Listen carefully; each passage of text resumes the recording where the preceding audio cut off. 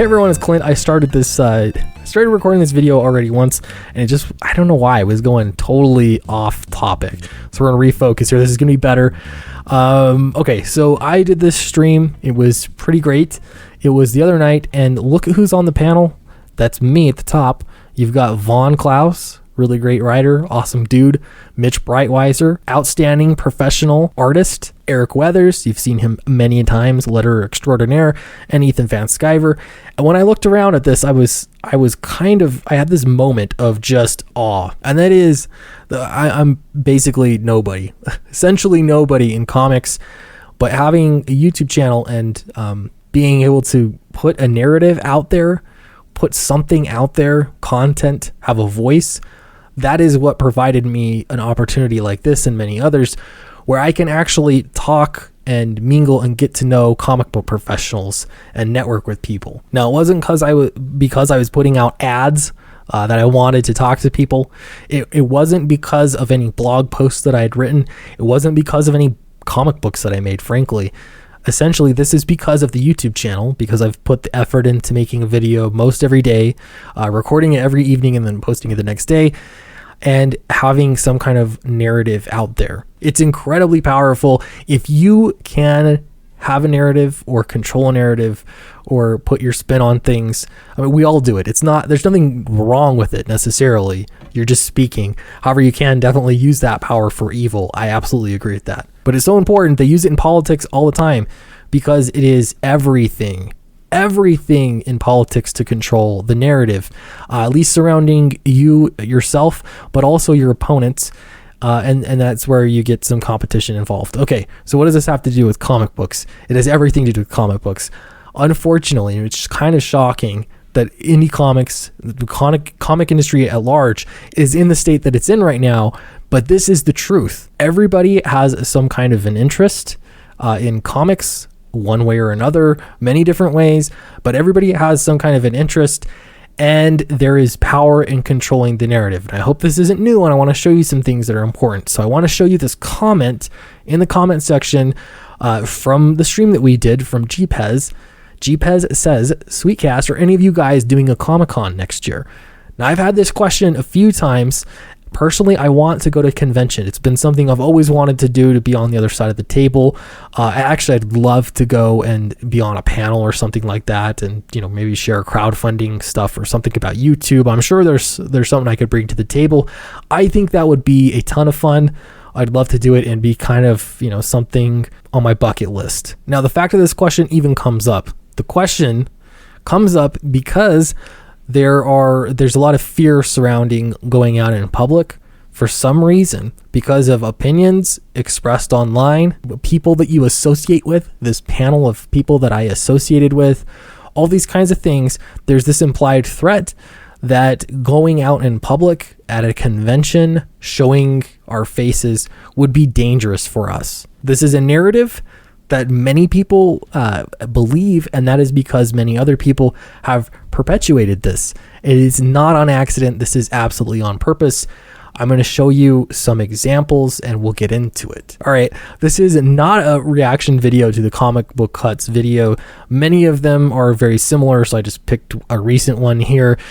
So I want to point something out. In this video, like a few others, the comic book cut said that essentially Mitch Breitweiser was trying to stoke outrage in order to get some money and get his comic book funded. Now, while I think that it is okay, not only okay, I think it is healthy and right for consumers to even act as watchdogs and make sure that comic book professionals complete their campaigns and, fulfill their campaigns or refund money if it comes to that. Whatever it is that they stand to what they say they're going to do. I get that. I fully support that. On the other hand, and again, I actually enjoy watching the comic book hut. I used to enjoy his videos a little bit more, but I have a lot of sharp disagreements with the comic book hut. And one of those, I just want to reveal the door here. I hope this is no surprise, but if you have a YouTube channel and you're making videos and you get over 1,000 subscribers and a certain number, I forget what it is, of view hours, you actually get money to do this. In most cases, it's not a lot of money, but it is some money. It's also driven by the dream that eventually you'll make enough money that it's super worth your time doing it. Now, I showed off my numbers once, and many of you were kind of surprised at how little I made, but I'll tell you right now, for this YouTube channel, with the views that I get currently, I'm making anywhere between, we'll say, $100 to $250 a month, and it does fluctuate in between there, but basically that's how much I make per month with this YouTube channel at the moment. That is not quit your job money. That is actually not enough money even to finance a comic project, to keep artists paid and all that. It could, it could help a little bit, but not a lot. That's just a little. It's just a little drop in the bucket. What it is, though, is it's a self-perpetuating hobby. If I didn't want to do making my own comics, do any publishing like that, I just continued to make videos like this and try to be entertaining and try to stay on top of things. Essentially, I have a hobby that can just go infinite, and that is a dream for many people. That is worth a lot to many people. I could buy comic books, make videos on those comic books, get paid the next month, buy more books. You get the idea. The reason I bring this up is because I think it's important to understand that everyone has a motivation, including YouTubers, and yes, even me. I probably have a few motivations. I try to be transparent about it. I think most people honestly are transparent about their motivations. It's pretty obvious, but you have to understand that when YouTube channels do this kind of thing, they're trying to control the narrative. I do the same thing, and I get criticized for it.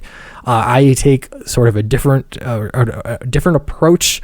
I do stuff that's comfortable for me, and where I feel like I can add to the conversation. But essentially, I'm putting a narrative out there, and of course I think I'm right, just like the comic book hut thinks he's right, just like everybody else thinks they're right. And so, it's easy to speak from the heart about it. Now, this gets a little bit more dangerous, and it becomes a bigger deal when you look at it at a larger perspective. It's one thing to have a channel that has some 350 views or 1,000 views or 10,000 views that is, saying negative things or whatever, controlling some kind of a narrative. They can even be positive. It doesn't matter. They can control some kind of a narrative, and it can even be about you. This does give them some power. Don't get me wrong. I think the Comic Book Hut should continue making videos however he feels like he wants to make them. That's what, this is America. However, it is prudent. It is prudent to be able to put out your own narrative rather than be defined by others. Here's a great example. This is Baltimore Comic-Con. This just happened. This was recent. It ended on October 20th. It was October 18th through the 20th, 2019. If I scroll down this list, lo and behold, I highlighted his name. We see Mark Waid on the list. He was at Baltimore Comic-Con. You might say, what's the big deal? Who cares if Mark Waid was at Baltimore Comic-Con? I don't. I mean, I think that he should go to Baltimore Comic-Con if he wants to. I have a lot of disagreements with Mark Waid, but I don't want to cancel Mark Waid. I don't think that he should, be homeless or anything like that. I'm not going to go that far. I do think he should be accountable for his actions and anything he's done to break the law, civil, legal, all this kind of stuff. However, I'm not going to Baltimore Comic-Con and crying out that that Mark Waid should not be invited, or that people should go harass him or anything like that. Let's rewind the clock here a little bit. I found this a change.org position, and looks like this was last year for Baltimore Comic-Con, or was this 2 years ago? I'm not sure. Same thing, Mark Waid, Baltimore Comic-Con. This is a post. It looks like it was on Facebook. And this is what Mark Waid said in his own words, written as it states on Facebook. For anyone attending this weekend's excellent Baltimore Comic-Con, I have an important request. There is a serial YouTube harasser named Richard C. Meyer, who I am told may be attending as a fan. If anyone sees this gentleman or any of his friends, I need you to come find me and tell me immediately. If I'm on a panel, come and interrupt. Please circulate this request as widely as you possibly can through all your social media accounts. Fellow pros, tell each other this is about attempting to lessen the harassment of women in comics, and it is important. Please spread the word. Thank you. Now, this, my friends, is what you call controlling a narrative. Again, everybody does this. Every time you open your mouth and you speak from your perspective, or you have a criticism or anything, and if you get a little bit better at it, or if you're trying to, you can control the narrative. Now, on this kind of a scale, when you have this many followers and you can put something out like this, that one, you're putting up the name of an individual who I think at the time, I mean, he was trying to be anonymous, Richard C. Meyer, and his friends, and to tell people that he is harassing women in comics, and that they should stop you so you can what? I mean, what was the plan? Were you going to shoot him? Like, what? You're going to burn him at the stake? What exactly was the plan if you met him face to face? Now, he said this, and this year he's at Baltimore Comic-Con, which again, I think he should be at Baltimore Comic-Con if he wants to be there. It's a free country. On the other hand, guess who was not at Baltimore Comic-Con, at least as far as I know? That's Richard C. Meyer. He was not at Comic-Con. At Baltimore Comic-Con, nor were any of his friends, at least not that I know of. And that is because if we go back here again, there's a narrative that has already been controlled and that many people are now believing in, that you are unsafe to go to conventions. You're not welcome to go to conventions because, angry comic professionals don't believe that you should be there or that you should be safe. That is wrong. Okay, wrong. Now, what I could do is put out another narrative and say, hey, we belong at conventions if we choose to be at conventions.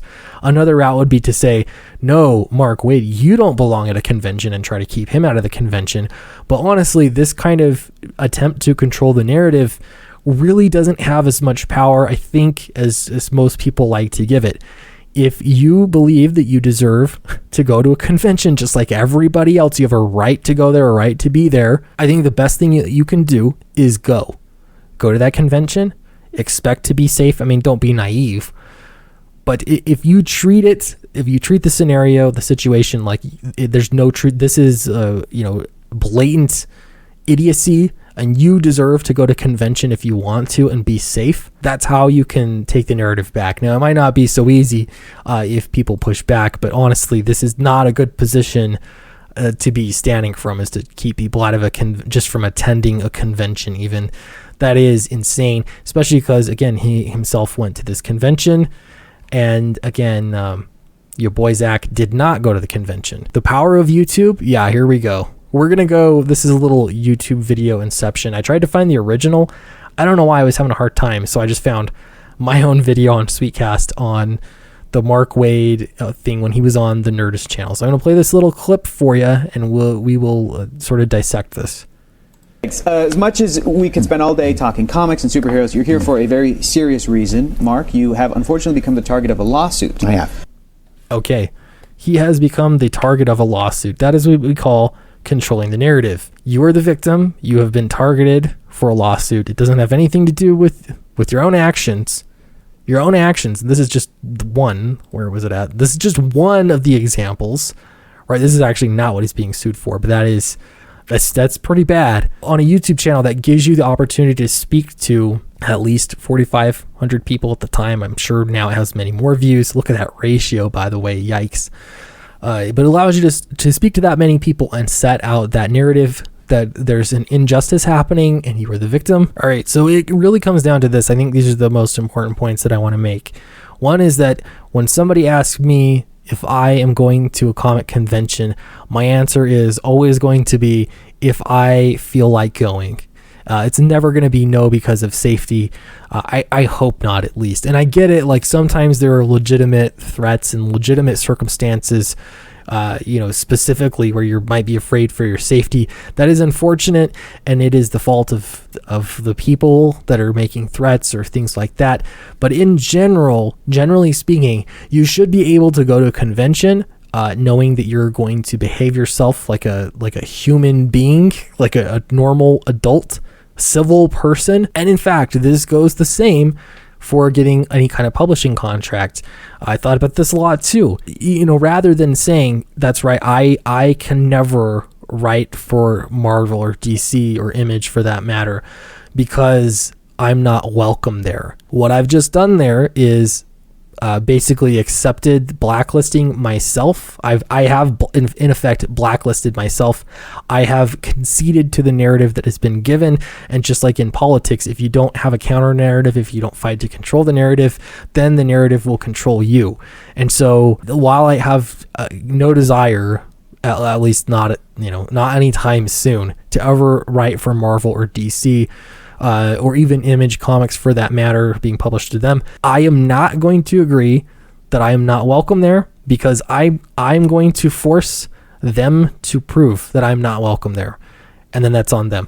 I would rather go to this Baltimore Comic-Con and force Mark Waid to act a fool in public at a convention because he thinks I don't belong there, as opposed to concede the narrative to him, concede that, yeah, you're right, I don't belong there. All right, now this wasn't intended to be any kind of specific criticism on anybody. I mean, even with Mark Waid, again, like, he belongs, if he wants to go to conventions, he has the right to his own safety. Absolutely. I would, anybody that says otherwise, I'm going to strongly disagree with you. But the same goes for everybody else.